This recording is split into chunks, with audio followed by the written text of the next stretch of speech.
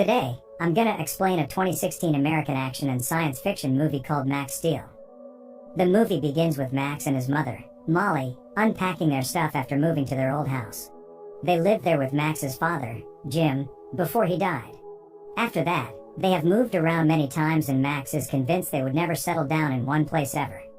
Max notices pictures of star constellations and galaxies on the wall that his father created.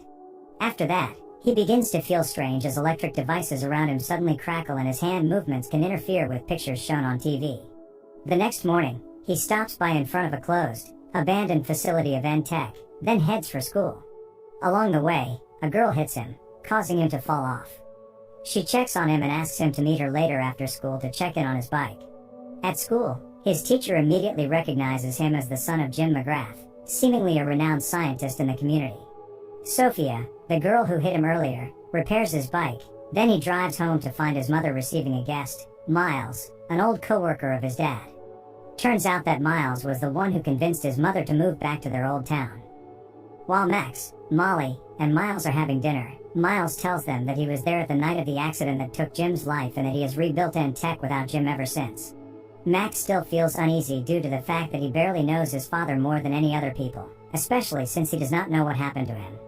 Meanwhile, two scientists are playing ping pong in a facility when they are surprised by a glowing entity waking up from the containment. The water molecules seem to defy gravity and form weird shapes, so they report a breach, and a group of soldiers is tasked to deal with the awakened subject.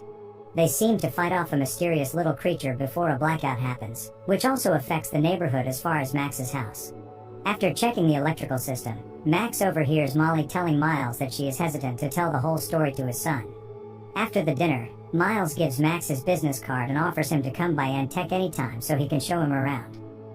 Max goes to his room and looks up Miles' name on the internet to find any relation to the fatal explosion at ENTEC that killed his father. Many people believed it was a tornado, but unanswered questions still linger. Suddenly, the computer shuts off and Max produces a wave of glowing liquid energy from his hands which interrupts the electricity. He panics and tries to hide his hand, but he only causes more disruption to nearby electrical devices. The next day, he experiments with his new powers with old appliances, resulting in all of them being burnt because he overloads them. At school, Sophia invites him to a renowned Thai restaurant tomorrow. The excitement causes Max to disrupt the vending machine behind him to spit out its drinks which other students happily grab. Max goes home and explores more with his powers, but cannot find any clue relating to his condition on the internet. In the evening, he confronts his mom who is chilling on the back porch, asking why she has not told him anything about his father. Molly only replies that the story about his father is complicated and she does not think Max is ready to hear it. The next day, Max goes to meet Sophia, but his powers are uncontrollable, causing phones near him to die, including Sophia's. He suddenly feels dizzy, goes to the bathroom and discovers that his energy projections only become more powerful. He frantically runs away from the place without any explanation, leaving Sophia puzzled. Unable to control his immense powers, he almost passes out in the woods on the way home. The next morning, Max wakes up to find scars on his chest as well as a burnt shirt and blanket. He goes to the bathroom, finding a strange little creature floating beside him, which he almost hits before it explains itself. It introduces itself as Axtol, or Steel, an alien creature that feeds off Max's energy to survive. That energy is called tachyon energy and Steel really needs it to stay alive. However, Steel cannot explain much about his origins or how Max got his powers. Still very much puzzled by the situation, Max drives Steel to the woods where he thought he found Steel and plans to leave him there so he can find his own way. However, several black SUVs stop by and the men inside, armed with guns, are shooting at them. Barely escaping, Max gets a glimpse of a memory, seemingly Steel's, where he hears a voice saying Ultralinks. Steel is terrified of the name and warns him that Ultralinks are dangerous. At school, Max is trying hard to keep Steel hidden because it talks and moves a lot. He decides to go to the abandoned ENTEC facility after Steel sees his drawing of it and remembers its Ultralinks attackers. There, Steel explains that the tachyon energy Max possesses can become turbo energy, further enhancing his physical abilities. Max is able to punch a wall, do parkours, and run faster. He is having a good time training his powers when he almost falls off, but Steel quickly aids him by encasing him with armor. That armor enables him to harmonize with Max and allows Max to fly or go into battle position. However, Max is reluctant to harmonize with Steel as he is unsure of what effects it will impose on him. Eventually, Max catches another glimpse of memory, This time he sees Jim with Steel. He realizes Steel knows his father, but Steel is still unsure of the details. However, it recognizes that the tornado that happened the night Jim died was caused by Ultralinks. They are so powerful that they can manipulate matters, including air, to cause giant storms. Max goes to see Miles, hoping he can tell him the truth about his father. Along the way, he realizes the men who were shooting him earlier are following him, so he drives in circles to confuse them. Luckily, he bumps into Sophia and politely asks her to drive him to N-Tech while he instructs Steel to separate from him and lure the men away. Miles receives them warmly. Unfortunately, Miles is also hesitant to tell Max about his father. Then Max gets a headache again when Miles is showing him his father's dream, a power core to control power stronger than what man may have created. He hurriedly runs home again, leaving Miles and Sophia puzzled.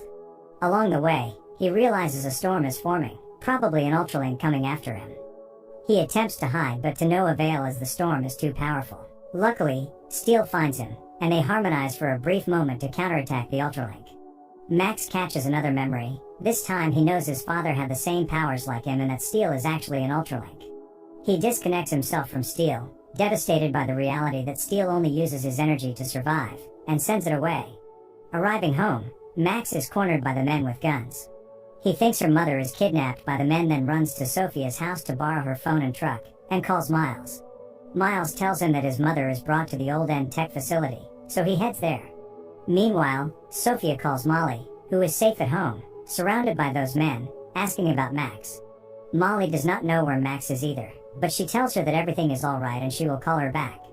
After hanging up the phone, Molly exclaims to the men that they should take orders from her instead of from Miles, as she is still the majority shareholder of N-Tech. She also learns of Miles' plan to kill Steel, thus she instructs them to find Max.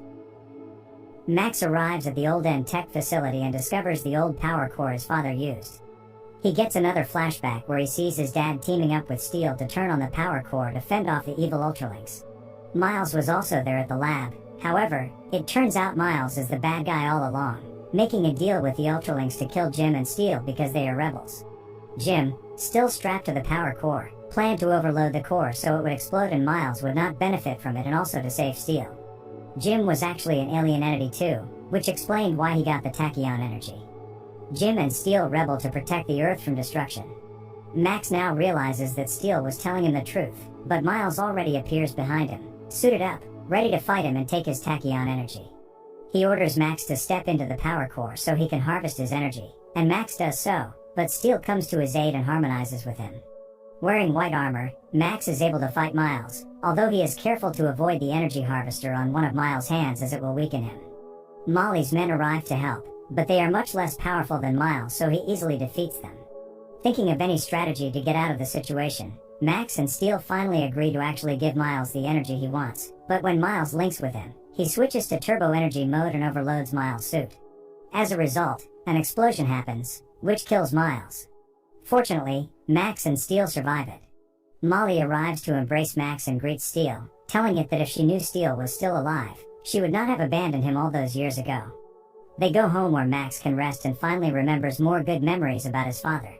The next day, Max pays a visit to Sophia to return her truck and thanks her for helping him. Subscribe to watch more videos like this, turn on notifications, and leave a like to help the channel out. Thank you for watching.